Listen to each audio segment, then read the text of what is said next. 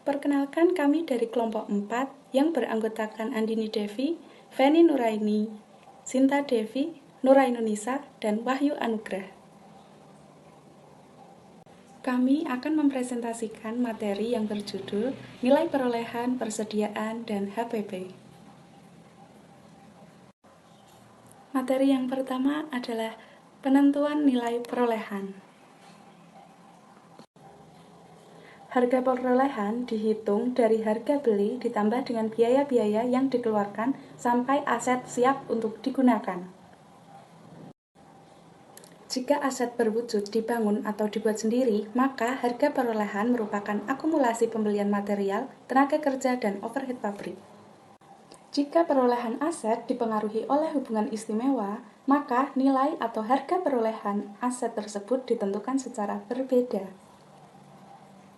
Penilaian dalam hubungan istimewa tersebut meliputi jika terjadi jual beli aset, tukar-menukar, likuidasi, penggabungan, peleburan, pemekaran, pemecahan, pengembalian, persediaan, dan pemakaian persediaan untuk perhitungan harga pokok, pengalihan aset hibahan, bantuan atau sumbangan, dan warisan yang memenuhi persyaratan persediaan, dan pemakaian persediaan untuk perhitungan harga pokok, pengalihan aset hibahan, bantuan atau sumbangan, dan warisan yang memenuhi persyaratan.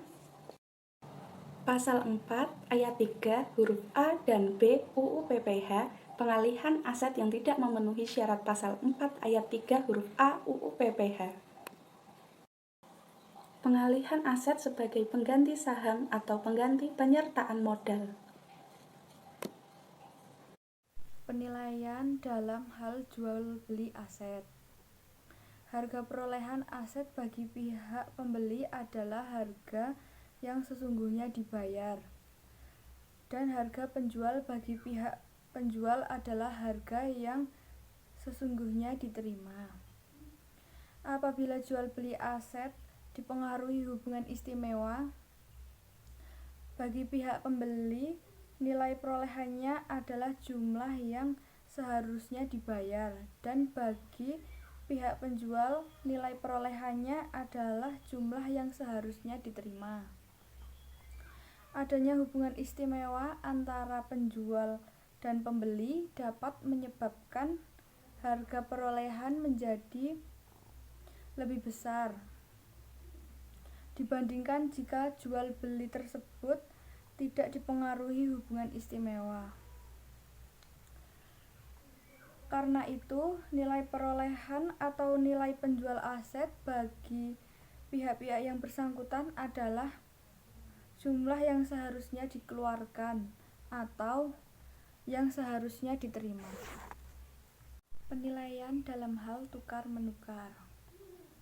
Apabila terdapat aset yang diperoleh melalui transaksi tukar-menukar dengan aset lainnya, nilai perolehan atau nilai penjualannya adalah jumlah yang seharusnya dikeluarkan atau diterima berdasarkan harga pasar. Sebagai contoh, PTA nilai sisa buku 10 juta, PTB 12 juta, harga pasar PTA 20 juta, harga pasar PTB 20 juta. Antara PTA dan PTB terjadi pertukaran aset.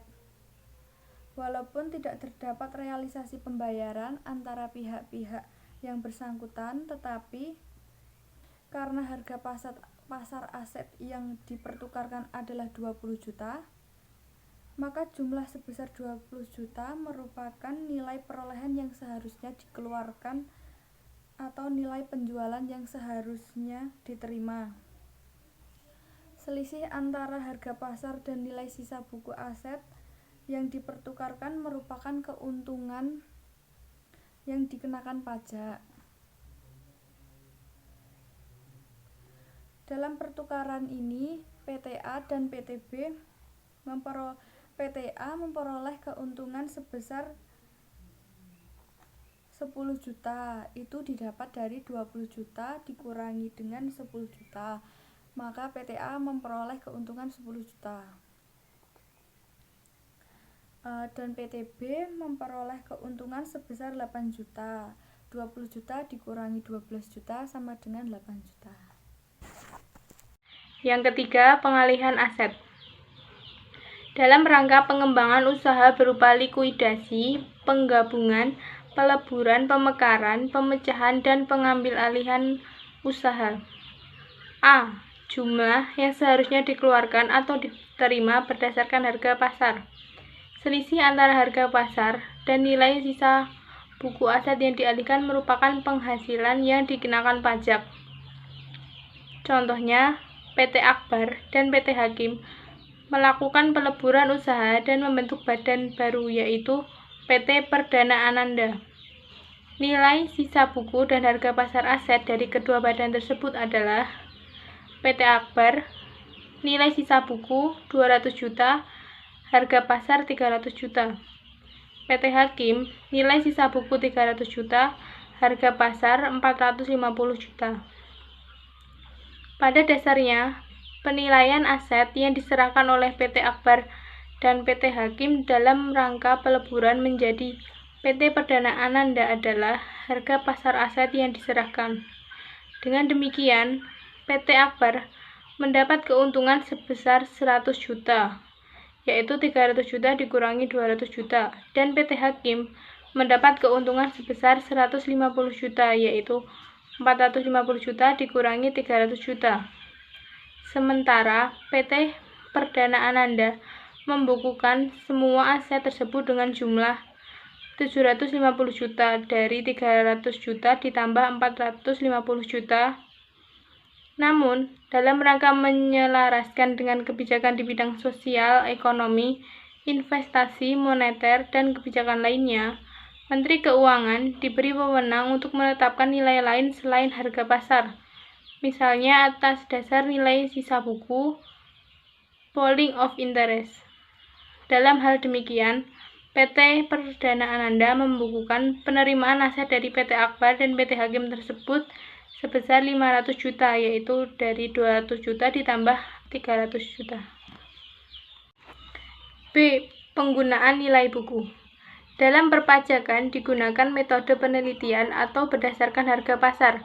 Metode penyatuan kepentingan dapat digunakan berdasarkan Peraturan Menteri Keuangan Nomor 43/PMK.03/2008 tentang penggunaan nilai buku atas pengalihan aset dalam rangka penggabungan, peleburan, atau pemekaran usaha. Wajib pajak dapat menggunakan nilai buku pada saat melakukan merger. Yang selanjutnya, penilaian karena hibah, bantuan, dan sumbangan. Hibah yang diterima oleh keluarga, saudara dalam garis keturunan, lurus dan satu derajat, dan oleh badan keagamaan atau badan pendidikan atau badan sosial, atau pengusaha kecil termasuk koperasi sepanjang tidak ada hubungannya dengan usaha pekerjaan kepemilikan atau pengusaha antara pihak yang bersangkutan atau warisan. Nilai bagi pihak yang menerima aset adalah nilai sisa buku aset pihak yang melakukan penyerahan. Jika penyerahan aset tersebut tidak sesuai dengan syarat yang ada, maka nilai perolehan bagi pihak yang menerima aset adalah harga pasar. Yang selanjutnya, pengalihan aset sebagai pengganti saham. Pemodalan suatu badan dapat dipenuhi dengan setoran tunai atau pengalihan aset. Contohnya, wajib pajak X menyerahkan 20 unit mesin bubut yang nilai bukunya 25 juta kepada PT Y sebagai pengganti penyertaan sahamnya dengan nilai nominal 20 juta. Harga pasar mesin-mesin bubut tersebut adalah 40 juta. Dalam hal ini, PT Y akan mencatat mesin bubut tersebut sebagai aset dengan nilai 40 juta, dan nilai tersebut bukan berarti penghasilan bagi PT Y.